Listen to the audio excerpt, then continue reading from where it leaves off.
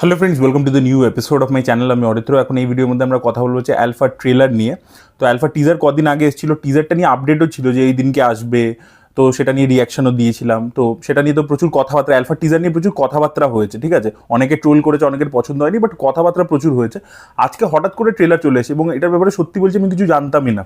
আমাকে দেখলাম কমেন্ট সেকশনে অনেকে লিখছে যে অ্যালফা ট্রেলার রিভিউ করা। আমি বললাম অ্যালফা ট্রেলার বেরিয়ে গেছে, কোনো নোটিফিকেশনও আসেনি আমার ইউটিউবে, এবং আমি আগে থেকে কোনো জায়গায় মানে এই যে আপডেটস আপনার সাথে শেয়ার করি সেখানে তো একটা মানে আসে।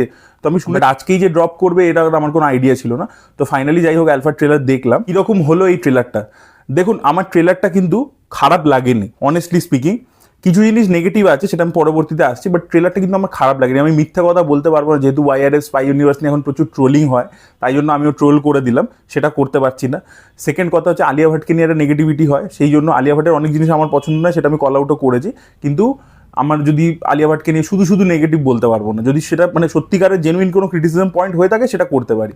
তো এখানে যেটা আমরা দেখতে পাচ্ছি, প্রথম দিকে ট্রেলারটা যখন স্টার্ট হচ্ছে দেখবেন রামায়ণের সাথে একটা রেফারেন্স টেনেছে এবং বলছে যে সীতা এখন নিজেই রাবণের থেকে প্রতিশোধ নিতেছে। এখানে ববি দেওলকে রাবণ হিসেবে দেখাচ্ছে এবং সীতা আর কি তার থেকে বদলা নিতে এসছে। এই ব্যাপারটাকে যেভাবে মানে একটা ফোর শ্যাডোয়িং করেছে সেটা আমার ভালোই লেগেছে প্রথম দিকে।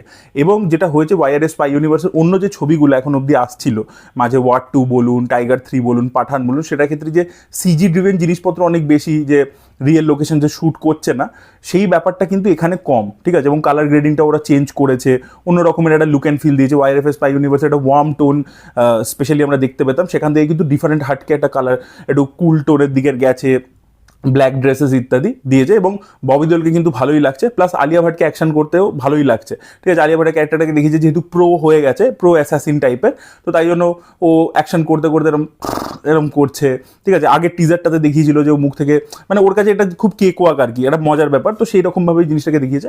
আর শারবারিকে কিন্তু ট্রেলারের মধ্যে রেখেছে এবং আলিয়া ভাটের সাথে একসাথেই কিন্তু নামটা দিয়েছে। টিজারে কিন্তু মানুষের ক্রিটিসিজম একটা ছিল যে থাম্বনেলের ওপর শারবারির ছবি আছে, কিন্তু টিজারের মধ্যে শারবারি নেই, খালি আলিয়া ভাটকে দেখিয়ে যাচ্ছে। তো সেই ক্রিটিসিজমটা কিন্তু মেকার্সরা নিয়েছে এবং সেখানে কিন্তু শারবারিকেও স্পেস দিয়েছে। তাকে আর কি আমরা দেখতে পাচ্ছি যে আলিয়া ভাট হয়তো এই প্রোগ্রামটার পার্ট ছিল, আমরা দেখতে পাচ্ছি ছোটোবেলা থেকে ওকে নিয়ে এসেছিল, ববি দেওল ট্রেন করেছে, তৈরি করেছে। এবার ও মানে ববি দেওলের কাছ থেকে পালিয়ে গেছে এবং এখনও ববি দেওলের সাথেই আর কি লড়াই করছে কোথাও গিয়ে একটা কাইন্ড অফ।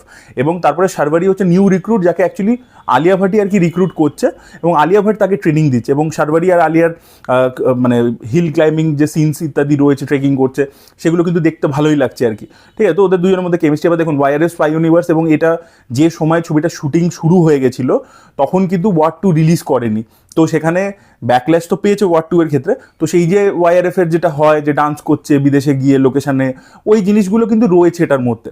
এবং আপনারা যদি দেখেন এই ছবিগুলোর রেফারেন্স তো হচ্ছে মিশন ইম্পসিবল বা জেমস বন্ডের ছবিগুলো, তো সেইটারই টেমপ্লেটটা কিন্তু মেনটেন করেছে, ঠিক আছে। এটা ধুরন্ধরের মতো গ্রাউন্ডেড এসপিওনাজ নয় আর কি। ধুরন্ধরের ইন্সপিরেশনটা হচ্ছে যেরকম হচ্ছে আমাদের স্টিভেন স্পিলবার্গের যে ছবিটা মিউনিক, তারপরে তার মধ্যে একটা গ্যাংস্টার ড্রামারও অ্যাঙ্গেল তারা এনেছিল, সত্যার প্রচুর রেফারেন্সেস ছিল। তো সেইটা যেরকম একটা গ্রাউন্ডেড রিয়েলিস্টিক এসপিওনাজ, এটা কিন্তু জেমস বন্ডের মতো একটা ফ্ল্যামবয়েন্ট এসপিওনাজ আর কি। আপনাদেরকে আমি এভলিউশন অফ এসপিওনাজ ফিল্মস কীভাবে চেঞ্জ হয়েছে ওয়ার্ল্ড সিনেমার মধ্যে, ইন্ডিয়ান সিনেমার মধ্যে, সেটা নিয়ে একটা ডিটেল ভিডিও ধুরন্ধরের সময় বানিয়েছিলাম। তখন আমি এই ডিফারেন্সগুলো বুঝিয়েছিলাম, সেটা যারা দেখেছেন তারা বুঝতে পারছেন, যারা দেখেননি সার্চ করে ভিডিওটা দেখতে পারেন।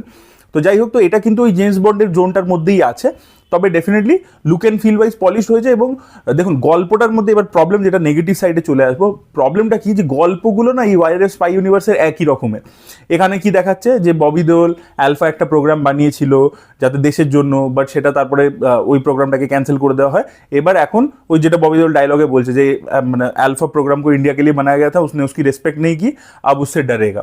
তো সেই এজেন্ট গোন রগ, মানে ওই ব্যাপারটাই ইন্ডিয়া পাকিস্তানের অ্যাঙ্গেল যদি নাও থাকে, সেই একই অ্যাঙ্গেল এই জিনিসটা দেখবেন আপনারা পাঠানের ক্ষেত্রেও ছিল, যে জিম বলে যে ক্যারেক্টারটা যেটা জন আব্রাহাম প্লে করছে, সে আর কি রোগ হয়ে গেছে, সে একটা নিজে অর্গানাইজেশন চালাচ্ছে এবং সে কোথাও ইন্ডিয়াকে অ্যাটাক করছে। তো বারবার আপনি একই জিনিস দেখাচ্ছেন, রিপিটেটিভ হয়ে যাচ্ছে ব্যাপারটা। ইন্ডিয়া পাকিস্তানের অ্যাঙ্গেল থেকে সরলেও সেই একই ঘুরে ফিরে একই জায়গায় চলে আসছেন, তো সেখানে কোনো নতুনত্ব আমরা পাচ্ছি না।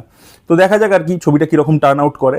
কিন্তু আমি বলবো যে ট্রেলারে যে লুক অ্যান্ড ফিল, অ্যাকশন যা হচ্ছে, দেখুন এখানে ওই মেশিন গান চালানো ইত্যাদি সব কিছুই রয়েছে, যেগুলো আমরা আগে স্পাই ইউনিভার্সে দেখেছি, দীপিকাকে দেখেছি মেশিন গান চালাতে, তো এখানে আলিয়া ভাট চালাচ্ছে, এই করছে, সেগুলো তো দেখতেই পাচ্ছে। বাট অ্যাকশনটা আমার খারাপ লাগেনি কিন্তু, ঠিক আছে। এবং যেভাবে ট্রেলারটাকে মিউজিক দিয়ে যেভাবে এডিট করেছে বিটে বিটে, সেটাও কিন্তু ভালোই লেগেছে।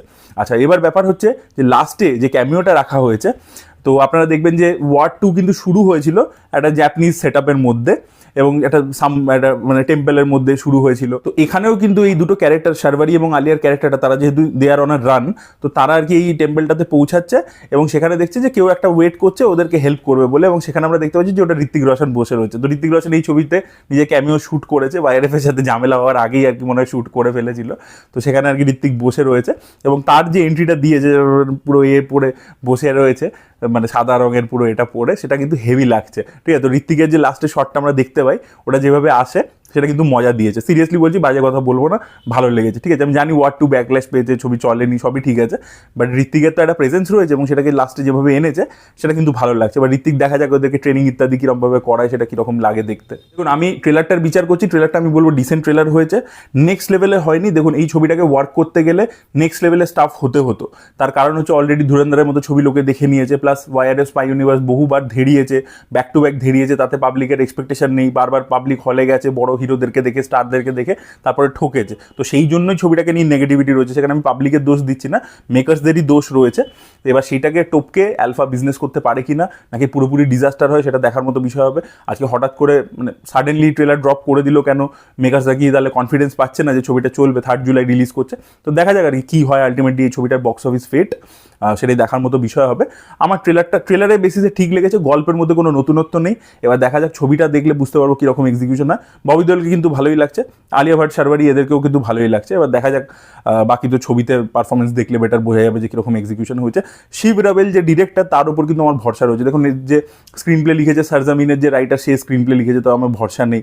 তারপরে উদয় চোপড়ার স্টোরি, তো সেগুলো এই লাভ হেমে নিকিতা ইত্যাদি এগুলোরই ম্যাশ আপ একটা হবে, যেটা YRF এর প্রত্যেকটা ছবির মধ্যে আমরা হলিউডের ইন্সপিরেশন বা বিদেশি সিনেমার ইন্সপিরেশন দেখতে পাই, সেটাই আমরা দেখতে পাবো আর কি, সেটার মধ্যে নতুনত্ব কিছু নেই।